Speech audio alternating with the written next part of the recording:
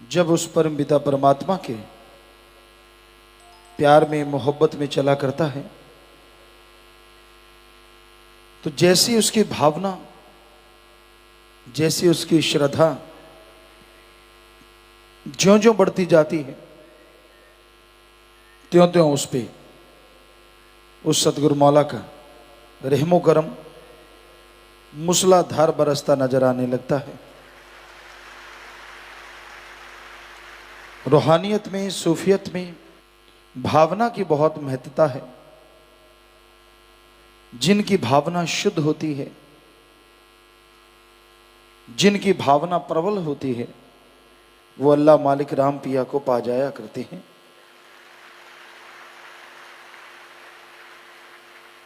और उसकी कृपा को, उसकी रहमत को पाने के लिए इंसान को ना तो पैसे की जरूरत रहती है, ना अलग दिखावे की जरूरत रहती है, ना ही कोई वेशभूषा की जरूरत रहती है। जो अपने परम पिता परमात्मा को पाना चाहते हैं वो उसके नाम का कलमा उन्हें सब कुछ प्राप्त हो जाता है।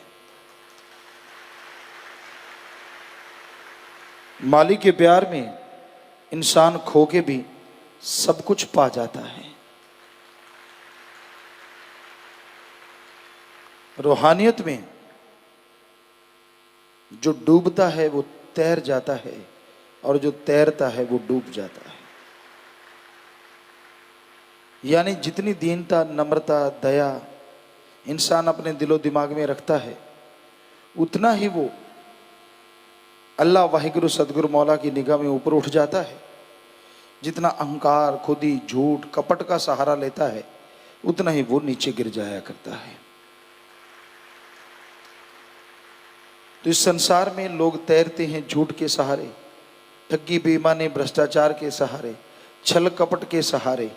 बड़ा उनका नाम, बड़े लोग उनको अदब, बड़ा कुछ होता है, लेकिन आखिर में ऐसा डूबता है वो कि कुलें डूब जाती हैं।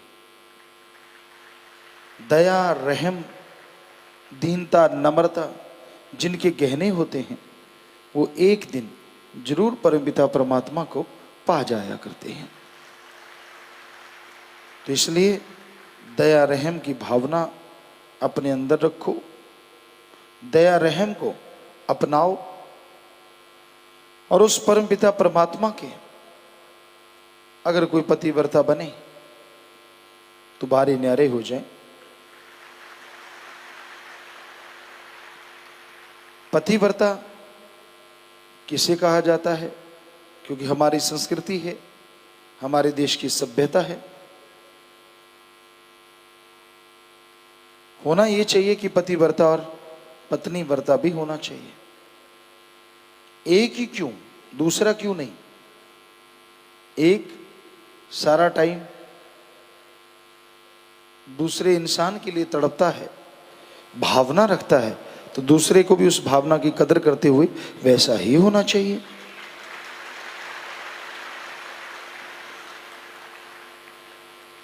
तो पुराने समय की एक सच्ची बात आपको कई बार सुनाया करते हैं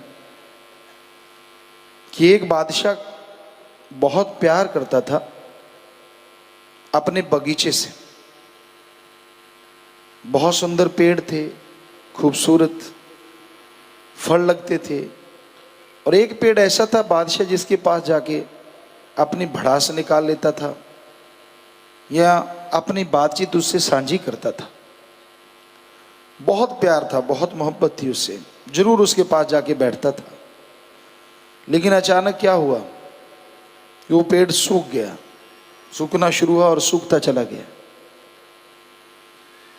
तो उनके गुरु थे बादशाह के, राजा के, वो आए। तो बादशाह को उदास देखा, कहते आप उदास क्यों हैं? कहता मेरा सबसे अच्छा जो दोस्त था उसका ये हश्र हुआ है, ये कैसे ठीक होगा? गुरु मुस्कुराए, कहते कोई बात नहीं, कोई पतिव्रता औरत हो, उसके पास छोटा बच्चा हो, उसको फीड देती हो, दूध देती हो, उसके दूध को पानी में मिला के अगर इस पे छिड़काव कर दिया जाए तो ये फिर से हरा भरा हो जाएगा। राजा ने हाथ जोड़ दिए, गुरुजी हम कहाँ से लाए हैं पतिव्रता, हमें क्या पता कौन पतिव्रता है, आप गुरु हैं, फकीर हैं, आप कृपा कीजिए। तो उसने कहा कि बादशाह आपके फलां जगह पे एक मशहूर है औरत, आप उसको बुला लें।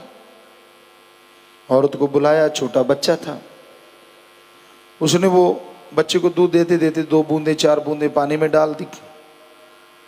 पानी का छींटा दिया गया, कहते सारा पेड़ हरा हो गया, लेकिन एक टहना, एक बहुत बड़ा टहना ज्यों का त्यों सूखा रहा। बादशाह को बड़ा दर्द हुआ, कहने लगा गुरुजी ये देखिए कितना सुंदर पेड़ है, सारा हरा भरा हो गया, लेकिन ये जो एक टहना है ये बड़ा ही गंदा लगता है, ये ऐसा क्यों हुआ। गुरुजी मुस्कुराए, कहते बहन से पूछ लेते हैं कि ऐसा क्यों हुआ, ऐसा किस लिए हुआ। तो उन्होंने उसे बुलाया, पूछा। संत कहने कि बेटा ये बताओ ऐसा क्यों हुआ। कहने लगी गुरुजी मुझे क्षमा करना, मैं पतिव्रता हूं, इसमें कोई दो राय नहीं। एक दिन शाम का समय था, मैं अपने बच्चे के साथ खड़ी थी, जो बड़ा बच्चा है। थोड़ी धुंध थी, थोड़ा अंधेरा सा छाने लगा था, लाइट थी ऐसा कुछ नहीं था, सूर्य था अभी। तो सामने से एक आदमी आ रहा था जो बिल्कुल मेरे पति जैसा था। मैंने बच्चे को कहा देखो तेरे पापा आ रहे हैं, लेकिन जब वो नजदीक आया तो वो कोई और था। वैसे डील डॉल, वैसे शरीर, सब कुछ वैसे चाल। तो वो एक धब्बा मेरे पतिव्रता पे लगा, जिसकी वजह से ये हरा भरा पेड़ तो हरा हो गया, लेकिन एक टहना सूखा रह गया। तो भाई उस परम पिता परमात्मा सतगुरु मौला का जो कोई हो जाता है, उसके दिलो दिमाग में किसी और के लिए वो जगह नहीं रहती जो अपने सतगुरु मौला के लिए होती है। सारी भावना, सर्वश्रेष्ठ भावना, सबसे ज्यादा प्यार मोहब्बत वो अपने अल्लाह वाहिगुरु सतगुरु मौला को करता है। उसे कहा जाता है रूहानियत में पतिव्रता। ऐसा कोई बने, ऐसा बन के कोई चले तो यकीनन उसकी कुलें तक का उद्धार होता है और उसके ऊपर मालिक का रहमो करम बरसता उसे नजर आता है। आखिर एक दिन नूरी स्वरूप के दर्शन होते हैं। तो यहाँ तक दुनियावी तौर पे है, लोग करवा चौथ रखते हैं, सुबह सवेरे चूरमा ठोक लेते हैं,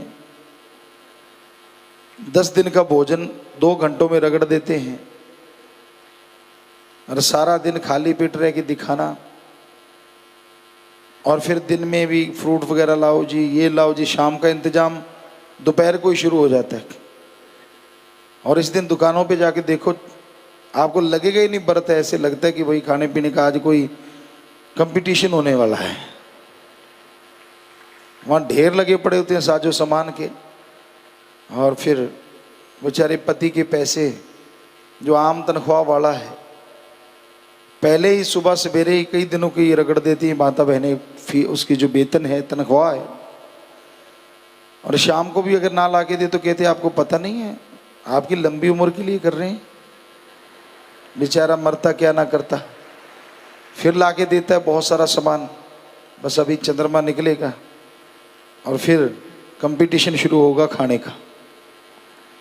तो ये हमें समझ नहीं आती, ये व्रत क्या मतलब। व्रत रखो, अगर व्रत सही तरीके से रखोगे तो उसका फायदा भी है कि सारा दिन गुनगुने पानी पे रहो, सुबह कुछ ना खाओ। ये थोड़े ना 3 बजे उठ के पेट इतना भर लेते हैं, इतना तो ऊंट ना उठाए बोरे में वजन। आंतड़ियां इतनी भर जाती हैं, उनको हिलने की जगह नहीं मिलती, इसलिए दोपहर को खुराटे मारते हैं माता बहन, जो भी कोई व्रत रखता है। और कहाँ गर्म पानी पे रहना चाहिए, सुबह से कुछ ना लो, ठीक है, ताज़ा पानी, फ्रेश वाटर जो होता है गुनगुना, तो उस पे रहें। आंतड़ियों की सफाई होती है, परमपिता परमात्मा की याद आती है। और शाम को जब व्रत तोड़ो, जब भी आप तोड़ना चाहो 24 घंटे 12 घंटे के बाद, तो उसके बाद बिल्कुल हल्का फुल्का कोई भोजन लो, तो यकीनन वो खाने से शरीर तंदुरुस्त होता है, मालिक की याद आती है। और हमें लगता है कि बहनें रखती है तो भाइयों को भी एक दिन रखना चाहिए। पति पत्नी व्रत का होने में शर्म क्या है? हम सुना करते थे ये तो पत्नी का गुलाम है, तो इसका मतलब पत्नी आपकी गुलाम रह सकती है, आप नहीं बन सकते। बड़ी हैरानी होती है। गुलाम कोई किसी का नहीं होता। प्यार मोहब्बत का ये रिश्ता होता है, ना पति ना पत्नी। जब तक विचार मिलते हैं तो सब कुछ ठीक ठाक है, विचार नहीं मिलते तो कहते गल पे ढोल बजाना पैंदा है, वो बड़ी बात है। सो दोनों को बराबर का हिस्सेदार होना चाहिए। तो जरूरी है कि एक दिन पति महोदय भी व्रत रखें, वो भी उस तरह रहा करें, ताकि बराबर का प्यार बराबर। आज हम तो शुरू से कहते आ रहे हैं कि दोनों का हक बराबर होता है, पर यहाँ पुरुष प्रधान समाज है, यहाँ तो बेइज्जती हो जाती है आदमी की, मूंछें नीचे हो जाती हैं। अगर वो ये सोच ले कि यार मैं पत्नी से सलाह करूँगा, कोई नहीं कहता बाहर, डरता मारा। कोई बात चल रही हो, यार ये काम करना है, कहता सोच के बताऊंगा। ये नहीं कहता कि मैं पत्नी से पूछ के बताऊंगा, डरता मारा कहेंगे ये गुलाम है। गांव में देखा है हमने, बड़े बड़ों को ऐसे होते देखा है। तो इसमें शर्म की क्या बात है? क्या औरतों ने देश पे राज नहीं किया? क्या उन्होंने कई देशों के हेड नहीं कहलाई? दोनों एक दूसरे का सम्मान करेंगे तो गृहस्थ जिंदगी बड़े सुखमय ढंग से गुजरेगी।